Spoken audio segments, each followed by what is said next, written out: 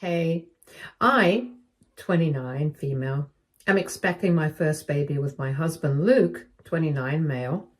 Luke and I had been trying to start a family for what seemed like ages. It was a tough journey, full of waiting and trying and disappointment. After many doctor's appointments, tests, and feeling like we had exhausted every option, we finally received the news we had longed for.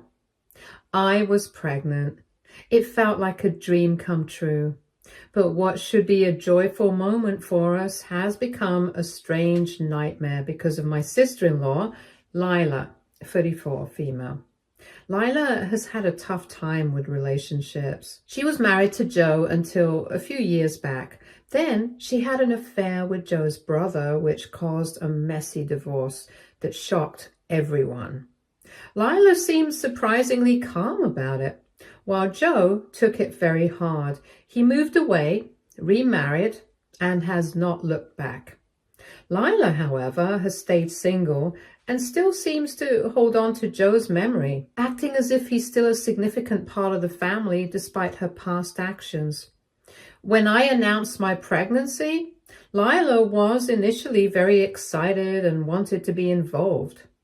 I thought she was just happy to be an aunt, which was nice, but soon her excitement turned odd. After I shared the news, she began suggesting baby names. At first, I thought it was normal family enthusiasm, but then I noticed that every name was a variation of Joe. They were not exactly Joe, but they clearly referenced him. She kept insisting that it would mean a lot to the family to honor him. I felt uneasy about it, especially given how things ended between her and Joe. Luke and I had already agreed not to name the baby after anyone in the family. We wanted something new and different, and when I tried to bring this up to Lila gently, she looked hurt and almost offended. She said she thought it would honor the family's history and be meaningful for everyone. I felt awkward but remained polite, telling her we would choose the name ourselves. I thought that would be enough for her to understand, but it was not. Lila kept insisting, sending us baby name lists all tied to Joe. Even after I had set my limits, she would say things like, "This would mean a lot to the family," or claim that Joe would be honored to have his name used. It was tiring, but I thought if I just ignored it, she would eventually drop it. That was a mistake. About a week ago, things got really concerning. I had a minor issue with my pregnancy and my doctor gave me specific medication to help. It worked well, and I made sure to follow all the guidelines.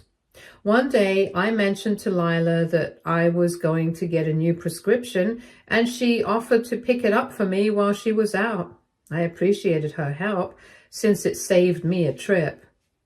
The day after I took the medication, Lila picked up for me. I started feeling really unwell. I was dizzy, nauseous, and just felt off. I thought it might be a new pregnancy symptom, but my condition worsened and I had to go to the ER. After some tests, the doctors found out that the medication was not what I was prescribed. It was a much stronger dose that was not safe during pregnancy.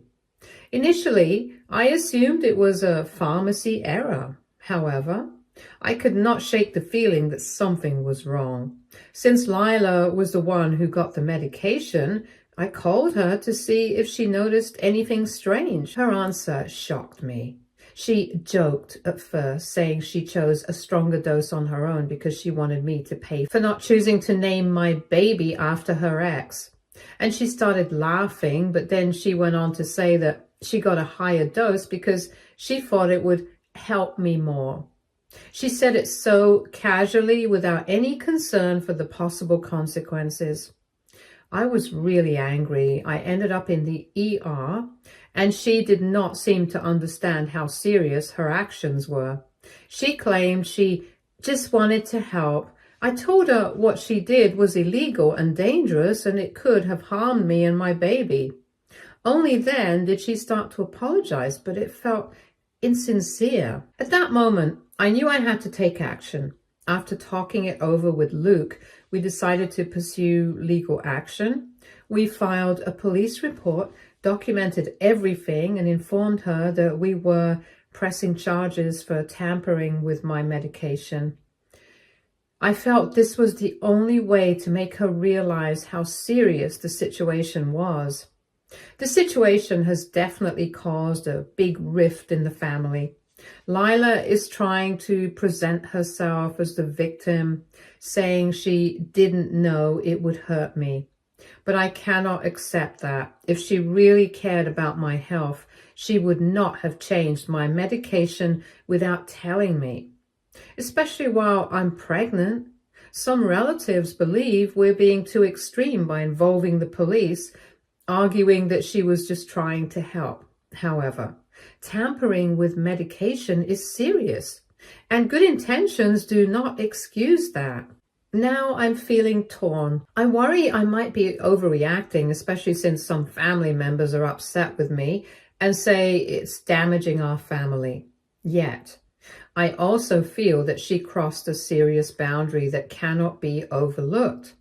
What she did could have harmed me or my baby. If I let this slide, it would feel like I'm allowing her to interfere in my life and put our safety at risk just because she thought she was helping. I dislike that it has come to this, but I feel like I have no choice. Maybe facing legal consequences will help her understand how serious her actions were. Still, I'm questioning everything, and I would really value some outside opinions. So, Reddit, AITA for taking legal action against my sister-in-law for tampering with my medication just because I refused to name my baby after her ex. Update 1. Hey everyone. First, I want to thank you all for your concern about my health. It means a lot to me. I'm feeling much better now, thankfully. My doctors have been keeping a close eye on me, and I'm back on my original prescription, which is safe for my pregnancy. I wanted to update you on my situation with my sister-in-law, Lila, after I mentioned taking legal action against her for messing with my medication. Since my last update, things have changed in ways I did not expect. I was still processing what Lila had done while dealing with the fallout. Lila reached out to me. She called to apologize, saying she didn't mean for things to go that far and thought she was helping. At first, I wanted to trust her. I thought she might really feel sorry for messing with my medication, but just when I was ready to accept her apology, she said something that completely caught me off guard. In a dismissive way, she mentioned that I should see she only wanted to help. It felt fake, like she was trying to shift the blame instead of taking responsibility. That was not even the worst part. Soon after our talk, I started hearing rumors from other family members about what Lila had been saying. She was telling people that my baby was not Luke's. She claimed this was why I did not want to name the baby after a family member. I could not believe it. Not only was she trying to twist the story about her actions, but she was also involving my marriage and my child's paternity in this chaos. When I found out about this, I was overwhelmed with anger. Lila's lies were driving me crazy. I was trying to look out for myself and my unborn baby, and she was spreading lies to excuse her actions. I confronted her directly, asking why she made such an accusation. Instead of owning up to it, she brushed it off, saying it was a misunderstanding and that she did not mean it that way. This was difficult for me to accept. Lila often minimized her actions and shifted blame to others, and this felt like just another example. It seemed like she wanted to distract everyone from her careless behavior and make me look like the issue in the family. The manipulation was frustrating. I kept thinking about how I was trying to protect my child and have a healthy pregnancy only for her to create doubts. After talking with Luke, we realized we needed to act. Luke contacted some relatives to explain the situation and said that Lila was spreading lies. We had to protect our child and clear up any misunderstandings about our family. The aftermath has been tough. Some family members have reached out to support us, while others have criticized us, saying we're creating unnecessary drama. It is really frustrating because they do not understand the full situation. This is not just about names or Lila's feelings. It's about keeping my child safe. I feel like I'm fighting on two fronts against Lila's manipulation and the misunderstandings in the family. As time passes, it is clear that Lila is not backing down. She's sticking to her story, trying to make herself look like the victim. I overheard her at a family event talking to others, saying I was being overdramatic. The more she twists the truth, the more determined I am to stand firm. I never thought I would have to confront a family member about something like this, especially during such a difficult time in my life. Lila's behavior has affected my relationships with other family members too. Some relatives are worried about how this will change our future gatherings and interactions. I understand they want to keep things calm, but at what price? Do I have to act like everything is okay while my sister-in-law makes false claims about my marriage and my child? I will not do that. I have talked to friends outside the family, and their advice has opened my eyes. Many have urged me to stay strong and keep track of everything Lila says or does that could hurt my family. It is disturbing to realize how far she might go to make her point or twist the situation. Now I'm trying to focus on my pregnancy, but I cannot shake off the worry about Lila's actions. I know I'm right to protect my baby, but I'm also concerned about how this family conflict will affect my child in the long run. Will they hear negative stories about their aunt that could tarnish our family's image? I am really frustrated and tired. If things escalate too much, we might actually have to do something serious. Update 2. Hi everyone. It has been 6 months since my last update, and I have a lot to tell you about what has been going on in my life. Right now, I am on bed rest because my pregnancy has become risky. This means I need to stay in bed as much as I can and avoid stress. Unfortunately, my sister-in-law Lila is making it really hard for me to relax. I feel like I'm in a nightmare. This is a sensitive time for me, and I just want to focus on my health and preparing for our baby.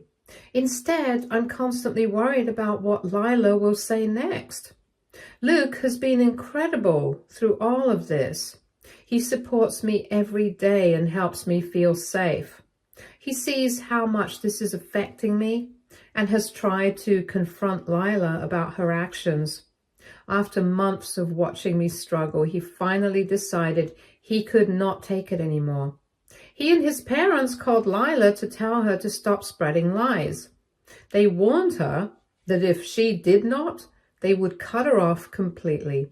We all hoped this would make her understand how serious it was and change her behavior. Unfortunately, it had the opposite effect. Lila refused to listen and instead made things worse. She acted like the victim, saying we were overreacting and that she was only trying to help, whatever that meant. It was hard to believe she could twist the truth like that, especially after her past actions. I knew I had to look out for myself and my baby, but it was draining. A few days later, Lila came to our house. I was resting in bed when I heard a loud banging on the front door. Luke answered, but before he could respond, she barged in. I was scared. She started shouting and accusing me of ruining the family. I was terrified, and I realized how serious things had gotten. Luke quickly stepped in front of me, insisting she leave. I appreciated him stepping up, but it made me see how dangerous the situation was. After Lila finally left, I was terrified. I did not know what she might do next, and I hated feeling this way in my own home. After discussing it with Luke, we decided we needed to take strong action. We had to protect ourselves from Lila, and we agreed to seek a restraining order against her. This was something we never thought we would do. It felt drastic, but we could not ignore the reality anymore. We needed to ensure our safety, especially with the baby coming. Getting a restraining order is not easy. We needed to consult a lawyer who guided us on the steps to take. We began collecting evidence of Lila's behavior. It was hard to remember all the messed up things that she had done and said, but we knew it was important. We recorded every instance of her spreading lies and making threats. Meanwhile, my anxiety got worse. Being on bed rest gave me too much time to think. And I worried about how Lila's actions could affect our baby. I also considered how this might change our family relationships in the future. The thought of raising a child in such an unstable environment was scary. At the same time, Lila kept going. She continued to spread her awful rumors. I started hearing from other family members about what she was saying, which made me feel ill. I wanted to enjoy my pregnancy, but instead I was caught up in this chaos. Luke did everything possible to protect me from the situation. He reached out to relatives to explain what was happening and to clarify any confusion. Some family members were supportive while others were not. Some claimed we were creating too much drama by pursuing legal action and suggested we should just get along. I found this frustrating because they did not understand how serious Lila's behavior was. This was not just family gossip. It was about our well-being and safety. Lila's actions have impacted our relationships with other family members too. Some are concerned about how this will affect future family gatherings. I get that they want to maintain peace, but I cannot just act like everything is okay while Lila keeps spreading lies about us. I will not let her harmful behavior control our lives. I've also started confiding in friends outside the family about the situation. Their support has been invaluable. They encourage me to stay strong and keep a record of Lila's actions. They help me realize that I am not overreacting and that I have every right to protect my child. It's reassuring to have a support network beyond my family, especially when things feel so overwhelming.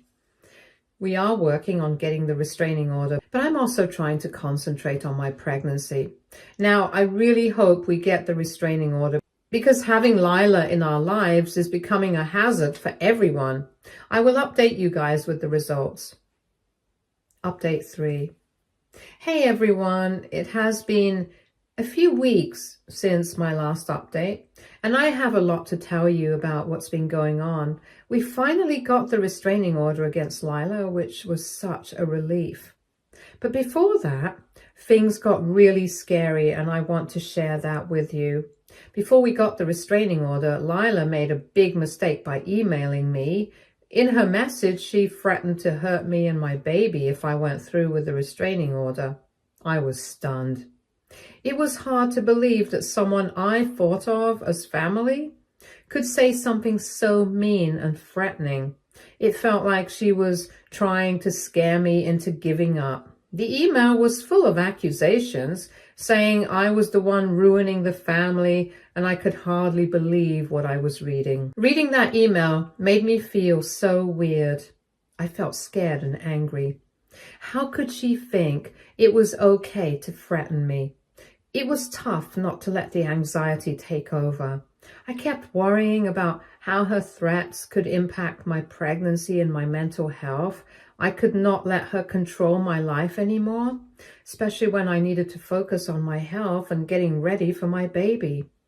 Luke was understandably angry when I showed him the email. He could not believe Lila would go this far. He immediately told me to keep it as evidence. He knew we had to take her threats seriously. So we started planning to talk to our lawyer. It was draining to deal with all of this while trying to stay positive during my pregnancy. But I knew I had to be strong for my baby. While we were working on the restraining order, I could not stop thinking about how much Lila's actions had changed. What started as a dumb argument had turned into real threats. And I felt really hurt. I had always seen her as family, but now she seemed like a stranger who wanted to harm us instead of helping. After some tough days, we finally went to court to file for the restraining order. I was anxious, but knew it was necessary. With the email as proof, I hoped the judge would see how serious our situation was. During the hearing, I shared everything that had happened, from the mediation to the rumors to Lila's threats. I noticed the judge paying close attention and taking notes. When we got the restraining order, it felt like a huge relief. However, I understood this was just the beginning of a long journey. Even with the restraining order, I still feel uneasy. Lila had already shown how unpredictable she could be, and I worried she might try to reach out to me again, especially since her behavior had become so erratic. The idea of always looking over my shoulder is tiring. I want to enjoy my pregnancy, but instead I'm filled with anxiety. Luke and I talked about how to proceed. We knew we needed to keep our distance from Lila, but we also wanted to avoid isolating ourselves from the rest of the family. It was a delicate situation. We realized we had to be careful about what we told our relatives. We did not want to involve them in the drama, but we also needed to protect ourselves. Since getting the restraining order, it has been a bit of a roller coaster. We have to think about how to handle future family events, especially since Lila knows how to twist situations to make herself look like the victim. Friends who still talk to her say that she's trying to gain sympathy, claiming we are overreacting and that I'm trying to turn everything against her. It frustrates me that she continues to spread lies about us. Whenever I hear from family about what Lila is saying, I feel anxious and upset. I just want to enjoy this time in my life without the drama. It is tough to stay focused when I know she's trying to stir up trouble. I have to remind myself that I'm not the issue here. I am doing my best to protect my family, and I will not let her control our lives any longer. Update 4. Hi everyone. It has been a few weeks since my last update, and I have a lot of updates to share. First off, we had our baby last month, and I could not be happier. Holding our little one made all the worries disappear, even if just for a moment. The joy of being a parent is beyond words, and we are so thankful for our healthy baby. We named him Neil, and he has already captured our hearts. However, despite the happiness of our new arrival, things took a troubling turn with my sister-in-law Lila. As you might recall, we had previously obtained the restraining order against her due to her unpredictable behavior and threats towards me and our child. It felt good to have that legal protection, but I did not expect things to get worse. Not long after Neil was born, Lila showed up at our house unexpectedly. I was still recovering from giving birth and trying to adjust to being a new mom. Luke had stepped out for a quick errand, and I was at home with the baby. While I was in the nursery, calming Neil, I heard loud banging at the front door. At first, I thought it was someone else, but when I looked out the window, I was shocked to see Lila there, looking frantic, screaming and demanding to see her little Joe. She was literally screaming on top of her voice and saying I was not letting her see her baby Joe, and that she would call Child Protective Services on us if I do not let her in. I was so scared. Last thing I needed was her showing up uninvited, and I had to protect my child, and I was panicking because of her. I quickly reached for my phone to call Luke, but before I could press send, I heard the door being pushed open. She had gotten in. I have no clue how, and I could hear her calling my name. In that moment, I felt utterly powerless. I knew I had to protect Neil, but I was still recovering from the delivery. I took a deep breath to keep myself calm. I chose to take Neil and go to the bedroom and shut the door behind me. I could hear Lila shouting. She sounded extremely angry. It was obvious she was not going to back down easily. I did not see any other way out, so I called 911. I told the operator what was happening and mentioning that Lila had a restraining order and that I was worried for my safety and my baby's safety. While I spoke, Lila kept on banging on the door, demanding to see Neil. It was frightening to realize how desperate she was to reach us. Luckily, the police arrived quickly and I heard sirens approaching. I was relieved knowing help was coming. When the officers entered, they found Lila still trying to break into the room. They stepped in right away, pulling her back and attempting to calm her down. I finally opened the door after the officer assured me that Lila was being held down. I saw the officers talking to her, but I was too rattled to focus on what they were saying. I stayed in the bedroom, holding Neil close, tried to comfort him because all that noise was making him cry. I felt awful that he had to witness such chaos as soon as his life began. The police were talking to Lila, trying to understand why she had come to our home and what her intentions were. Lila's situation turned out to be worse than I expected. The police told me her neighbors had reported her for trespassing multiple times. She'd been acting strangely, trying to get into their homes and causing trouble. The officers also found out she had several unpaid tickets and had been arrested for drunk driving just 2 weeks before she came to our house. It was shocking to learn how troubled she was. The police took Lila into custody for breaking the restraining order. They said it was serious, especially with her recent behavior. Once the officers left with Lila, I finally felt safe enough to breathe again. Luke arrived soon after, and he was visibly worried. When he saw the police cars outside, he rushed in to find me and Neil. As soon as he walked in, I felt a huge weight lifted off my shoulders. I explained everything that had happened. Luke was furious that Lila had come to our home, but he was thankful the police had taken care of it. Now we've taken steps to improve our security. We've added more locks to the doors and installed a security camera outside. I wanted to make sure we were safe from any more incidents. News of what happened spread quickly, and soon family members reached out to check on us.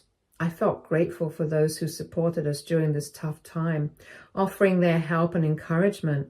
However, it was hard to ignore Lila's ongoing attempts to gain sympathy, and she began seeking sympathy from anyone willing to listen. She changed the story, making herself seem like a misunderstood family member who just wanted to see her nephew. Some friends who had pulled away but still kept in touch said Lila insisted we were overreacting and making her life hard, casting herself as a victim. She conveniently missed out on the threats she had made and the serious issues that led to the restraining order. Her attempts for attention grew more desperate as the truth came to light. We learned this was not her first trouble with the law. After her arrest, we found out Lila had a much bigger criminal history than we thought. She had been involved in multiple theft and fraud cases over the years, issues that family members had kept quiet to avoid shame. Discovering this was shocking, especially as Luke and I realized how much she had lied to us. It made us question how much of what we believed about her was true. Her efforts to seek sympathy started to fail as more family members and friends learned about her past crimes. The compassion she wanted turned into judgment and disappointment from almost everyone around her. Realizing she had crossed many lines and put her family at risk for her own pride, most people decided they were done with her. They understood that the situation was much worse than she had claimed, and her lies fell apart as her criminal record and erratic actions became known. Now, with Lila back in jail due to her latest offenses, she's cut off from most of the family. After years of giving her chances, those close to her finally see her true self. Luke and I feel a sense of peace knowing she's out of our lives for good this time.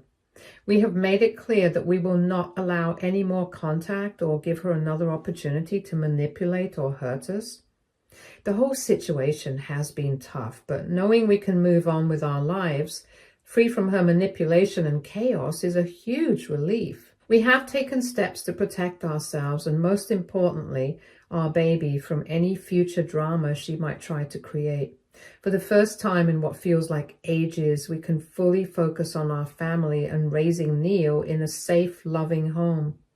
Lila is finally out of our lives, bringing peace to our home.